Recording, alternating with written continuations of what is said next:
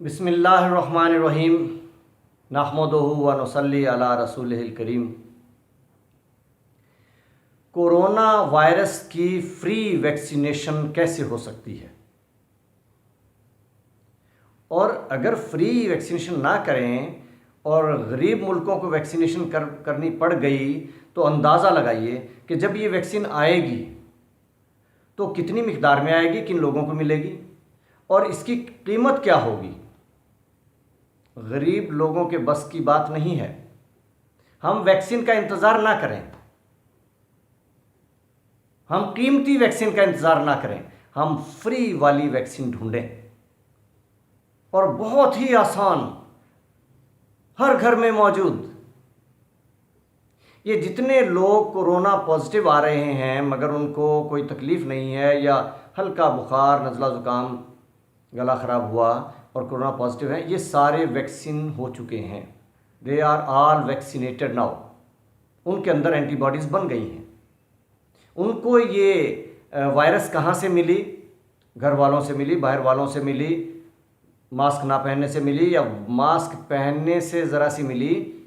ये जैसे भी हुआ वो कोरोना पॉजिटिव हो गए का मतलब ये है कि उनको वायरस मिली और अब वो एंटीबॉडीज़ बना के इम्यून हो गए हैं, वैक्सीनेशन हो चुकी है।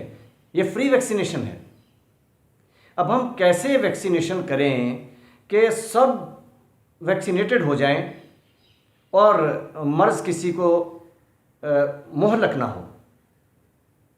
हमारी मेडिसिन में एक फार्मूला है,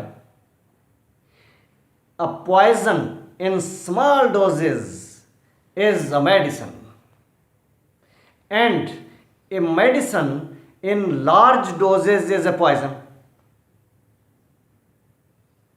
तो ये वायरस अगर किसी को हैवी डोज मिल गई तो पॉइजन है, वेंटिलेटर पे ले जाएगी। और अगर ये वायरस किसी को वेरी स्मॉल डोज में मिली तो ये वैक्सीनेशन का काम देगी, इम्यूनिटी डेवलप हो जाएगी, बशर्ते कि वो शख्स इम्यून कंप्रोमाइज्ड ना हो, कैंसर का मरीज़ ना हो, स्टीरॉइड्स पे ना हो, बहुत डेबिलिटेटेड ना हो, बहुत ही कमज़ोर जिनकी इम्यूनिटी नहीं होती, एड्स का मरीज़ ना हो। तो जो लोग इम्यून कॉम्पिटेंट हैं, सेहतमंद हैं, और एक्सरसाइज सबसे बड़ा हथियार है आपकी इम्यूनिटी के लिए। एक्सरसाइज करते रहें, इम्यूनिटी कायम रहेगी। तो इम्यूनिटी नॉर्मल होते हुए अगर थोड़ी सी डोज वायरस की मिल गई तो ये वैक्सीनेशन का काम देगी, फ्री वैक्सीनेशन का। अब इसका तरीका क्या होगा? देखें, दो शख्स आमने सामने हैं। एक ने खांसी की, छींक मारी, वायरस उसके पास थी। दूसरे को अच्छी खासी मिकदार में गई, बुछाड़ चली गई। अब उसको बीमारी आएगी, नज़ला ज़ुकाम, बुखार, गला ख़राब होगा। अगर सीने तक चली गई, फेफड़ों में चली गई तो फिर निमोनिया होगा। और अगर निमोनिया हो के हॉस्पिटल चला गया, वेंटिलेटर पे चला गया, बचने की सूरत बहुत कम है। जो लोग हॉस्पिटल्स जा रहे हैं सीरियस कंडीशन में और वेंटिलेटर्स की तलाश में या वेंटिलेटर पे चले गए, वो मरीज़ों के लवाहिकीन पहले ही सब्र कर लें, डॉक्टरों को ब्लेम ना करें। जब फेफड़ों में टोटल वो भर गए हैं उस एक्सुडेट से, वायरस की वजह से, या अंदर ब्लीडिंग भी हो गई है क्योंकि इसमें DIC होता है और ब्लीडिंग होती है, तो अगर फेफड़े जवाब दे चुके हैं, वेंटिलेटर से वापस नहीं आएंगे। पहले सोच के रखें, अगर अल्लाह ज़िंदगी दे दे और वेंटिलेटर से कुछ फ़ायदा हो जाए, बाज़ मरीज़ों को हो जाता है, तो ये खुशकिस्मती है। लेकिन डॉक्टरों को ब्लेम ना करें कि जी हॉस्पिटल जाके वो सीरियस हो गया और मर गया, वरना वो तो घर से ठीक गया था। जब उसके सांस तंग हो गया, फेफड़े उसके इन्वॉल्व हो चुके हैं, तो आप उसके लिए एक अलार्म समझ लें। खैर, हम ये देखें कि वैक्सीनेशन कैसे करनी है। अब एक शख्स ने हैवी डोज किसी को दे दी, वो सीरियसली बीमार होकर वेंटिलेटर पे जा सकता है, मर सकता है। लेकिन अगर उसने मास्क पहना हुआ था, और मास्क नाक से ऊपर होना चाहिए, लोग यहाँ लटका लेते हैं, कोई फ़ायदा नहीं, गले में डालने का कोई फ़ायदा नहीं, फैशन है तो बना ले। अगर मास्क पहना हुआ था 50% वायरस रुक गई, चांस बीमारी का कम हो गया। बीमारी आएगी लेकिन उतनी सीरियस नहीं होगी। अगर दूसरे शख्स ने, खांसी करने वाले ने, छींकने वाले, या सांस से भी तो आखिर ये जरासीम जाते हैं, अगर करीब हो तो सांस से भी जाएंगे। अगर उसने भी मास्क पहना हुआ था तो उस मास्क की वजह से वो वायरस इतनी रुक गई कि उस तक पहुंची ही 25%। उसमें से भी मास्क आगे था, वो रुक गई, 5% पहुंची।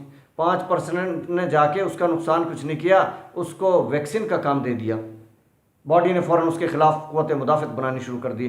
थोड़ी सी वायरस थी, मार डाला उसको, फ्री वैक्सीनेशन हो गई। तो अगर तमाम लोग जो वैक्सीनेटेड हो चुके, यानी कोरोना पॉजिटिव हो चुके, और जो नहीं हो चुके, और घर में भी और बाहर भी, सब लोग मास्क पहनना शुरू कर दें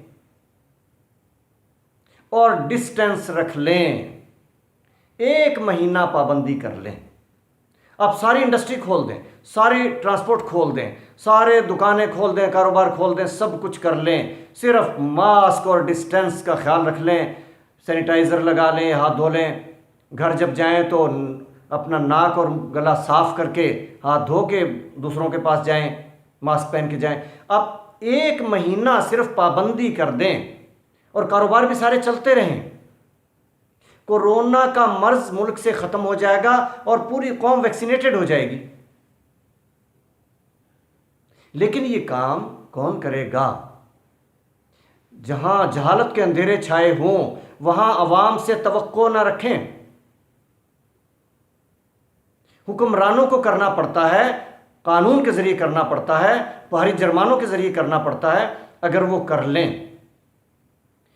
लेकिन अगर वो नहीं भी करते तो अपने मन में डूब कर पा जा सुराग ज़िंदगी, तू अगर मेरा नहीं बनता ना बन अपना तो बन। मास्क पहने, और जो शख्स के पास मास्क ना उससे तो 10 फुट दूर रहें, और मास्क पहने हुए लोगों से भी फासला रखें, घर में भी फासला रखें, ख़वातीन भी घर में मास्क पहने।